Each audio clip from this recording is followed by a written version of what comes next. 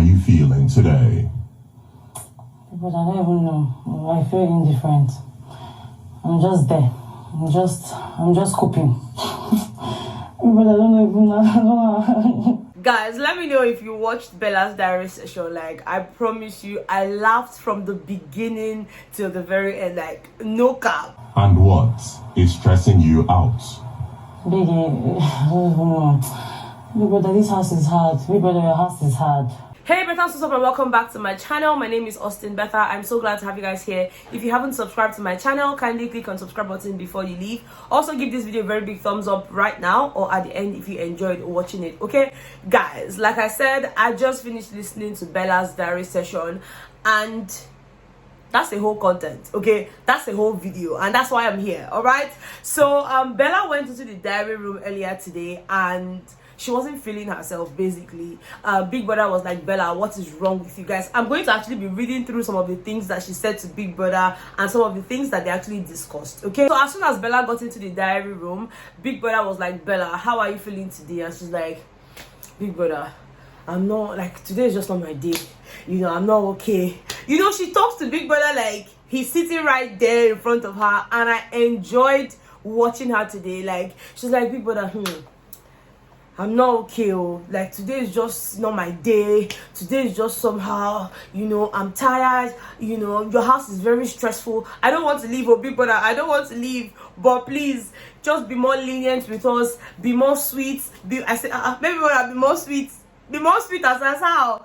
You know, Big Brother now went on to ask her how they were preparing for their wager tomorrow. By the way, guys, the wager task is by 2 p.m. and not by 7 p.m. You know, last week we missed it, so I don't want us to miss it again. So by 2 p.m., please tune in, you know, for their wager task. Now, of course, Big Brother wanted to know how prepared they were and just how their rehearsals were going. And, you know, she mentioned to Big Brother that they've been putting in their best. You know, for her, she feels like they are going to kill it. You know, they've been laughing, they've been doing their part, you know, but she's just hoping that Big Brother finds it really amusing. She's hoping that Big Brother gets to laugh. In fact, she told Big Brother, Biggie, see, even if it's not funny, please just laugh and allow us win our wager, because see, I have lost weight, Biggie. I cannot overemphasize the fact that I have lost so much weight.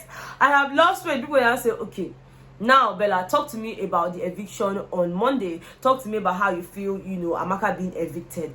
And she's like, Big Brother, nobody deserves to leave your house like that. Like, as much as it's a game, if she hadn't gone, someone else would have gone, but it was just really painful. Now, outside of that, you know, she was just getting to know Amaka, because before now, everything she knows about Amaka is, you know, hearsay, them say, you know. But for last week, she had time with Amaka, they had conversations, and she got to realize that Amaka shares a lot of similarities with her elder sister. You know, in her words, Amaka is a very sweet person, and, you know, nobody deserves to leave Biggie's house like that. But at the end of the day, like she said, it's Big Brother's house, Big is your house, and all of that. And then it was at this point here that Big Brother decided to talk to Bella about her planned dinner date. Okay, so apparently Bella and Shegs have agreed to, you know, have a dinner date, and I think they collectively put money together. So Big Brother was asking her, okay, what is your idea for the dinner? Tell Big Brother what it is that you want. Or would you like to have guests, you know, for the dinner? What do you want the setting to be like? And she's like, Big Brother, no, we don't want guests. So we don't want guests. We want it to be a very romantic dinner. We want roses, we want champagne. Big Brother, I don't really drink, but for this particular one, I'm going to drink. Okay, we want roses, we want champagne, we want prawns, we want lamb chops, we want lobsters, we want this, we want that. Big Brother say, Bella, how much did you pay? Now she said, Big Brother, we paid 600 pocket naira. Very expensive. Now people are telling us, so do you think that with your 600 pocket naira, do you think you'll be able to afford lamb chops? Do you know how much lamb chops are? Do you know how much prawns are? You know, like, do you know how much all these things are? She's like, Big Brother, you are capable now. I know that you can do this thing. You know, just help us. I just want it to be very romantic, because Big Brother, we are breaking up. We are breaking up. We are losing it. And at this point, if we don't have this dinner, it's either I end things with him or he end things. Like, we are losing our mind, Big Brother. We got to that point where was almost like love is not enough, big brother. Because I don't know, this week has just been a lot for me and Shegs. We've been arguing a lot, we've been quarreling, we've been this. Big brother now asked her, so have you been quarreling about other housemates? And she's like, no, not necessarily about other housemates, but for some reason she just doesn't know why, you know, they've not been agreeing. And at this point she's losing her mind, Shegs is losing his mind. So she feels like, you know, that dinner will do a lot of good for them. Because big brother was like, what do you think this dinner date will do for the both of you? And she's like, Biggie, this one will help us a lot, because this is your house, it's very difficult to have a relationship because I'm a very private person. I don't like people listening in my conversations. I just like to do my things private, but that's almost impossible in your house. If you're in the room talking, somebody will be there. If you're in the toilet, somebody will be there. Biggie, please just help us with the date. Biggie, if you don't give us this date, something will spoil. I say, ha, baby, relax. Guys, let me not lie to you, I genuinely enjoyed watching Bella today, and I feel like I want to pay more attention to her as an individual, as opposed to her being with Shegs every single time. I feel like I don't know Bella, you know, and this is not coming from a bad place, okay? I just don't think that I know her well enough to say, oh yeah, this is the type of person she is, you know, just like I will talk about other housemates. But one thing I know for a fact about Bella is she's very competitive when it comes to games and all of that. You know, she always puts in her best. I mean, that for sure, I can tell you, you know, because I watch all their games. Even the Airtel task yesterday, you know, when they were doing the guess what, where they have to write on your back, you know, Bella got every single thing, like, no cap. So for that, yes, I can say yes, I know Bella. But then having to just listen to her talk on her own, you know, outside of Shegs, I don't think I know that. So just listening to her today talk to Big Brother the way that she did, just really expressing herself, for me, I genuinely enjoyed it. Okay, but guys, let me know what you think in the comment section. I cannot wait for this their dinner date to happen. I just want to see how all of that is going to go. I just want to see if that's going to help them, you know, find their spark again, because the way it is, the spark, he don't lose. Okay, at this point, he don't lose. She's like, Biggie, today is just a bad day, it's not my day, it's this. Biggie now said, Bella, who made your hair? Biggie finds a way to just make these people laugh, and I love it. Okay, he's like, who made your hair for you? And she's like, Modella did. And then Biggie was like, oh, Modella did a fantastic job.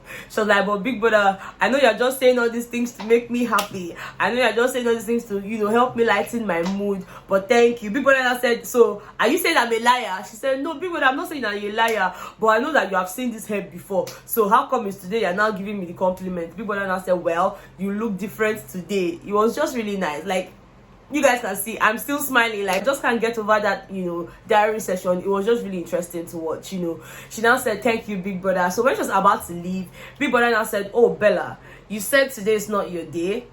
She said, yeah, Big Brother, today is not really my day. He said, let me tell you, today is your day.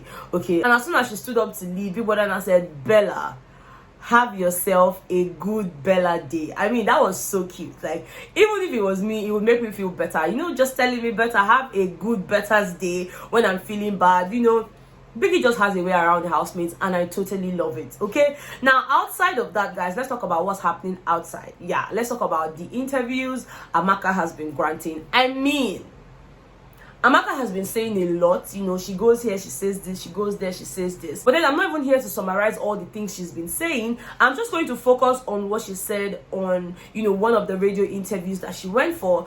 You know, she went there and mentioned the fact that she felt betrayed by Phyna. And I was really interested in finding out what she meant by that. Now, according to what she was saying, yeah, Phyna betrayed her in the sense that, you know, you went to speak to Groovy for me, and then you went on ahead to start telling him, oh, there's Giddy Fire, there's this, there's that. Like, how do you expect that guy in question to come for me? I mean, for Amaka, she feels like Phyna kind of influenced Groovy's decision process, you know, because if Phyna had not gone there to say, oh, she likes you, but she likes Giddy Fire, she likes this, she likes that, maybe Groovy would have decided differently. He already made his choice, you understand? I don't know, I was just mad at her that she put out some narratives to him that made him to, like, make that choice. Oh, Amaka wanted Giddy Fire, Amaka wanted this one. Do you understand? I felt like she influenced his decision, you get. But again, I really wanted her to be happy. But then still, according to this Amaka, she feels like Phyna deserves Groovy because she was the one that, you know, took the bold step to go and talk to the guy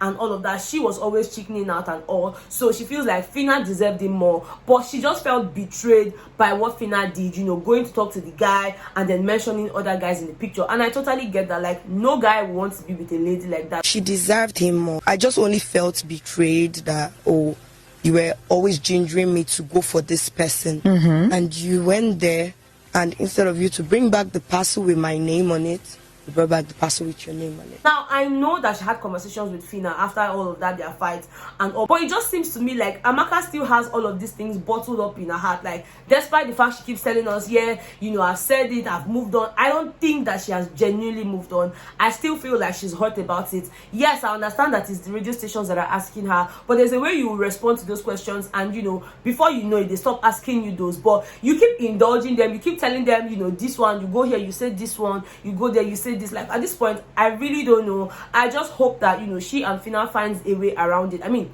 at the end of the day, they don't have to be friends, okay? You guys know how I feel about, you know, friendships. It's not compulsory. It's not a do or die affair. If it works, it works. If it doesn't work, everybody goes, you know, like, everybody will be fine last, yeah? But guys, let me know what you think in the comment section. Do you see the point Amaka is trying to make with the whole, you know, being betrayed by Phyna? You know, let me know what your thoughts are on that. Also, let me know what you think about Bella as an individual. Let's talk about Bella as an individual outside of Shegs. Like, what do you guys know about her?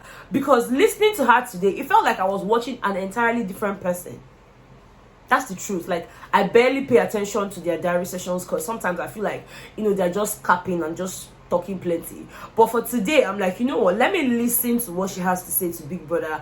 And I'm beginning to see her differently. But the problem I'm having is that as soon as she goes back into Biggie's house, she automatically becomes Shegs Bella. You know, like, there's no Bella on her own. Guys, as soon as she left the diary room, she walked into the house, started looking for Shegs, found Shegs sleeping, went and brought duvet, covered the guy. Like, it's just about Shegs. It's just like, I don't know if you guys understand what I'm saying.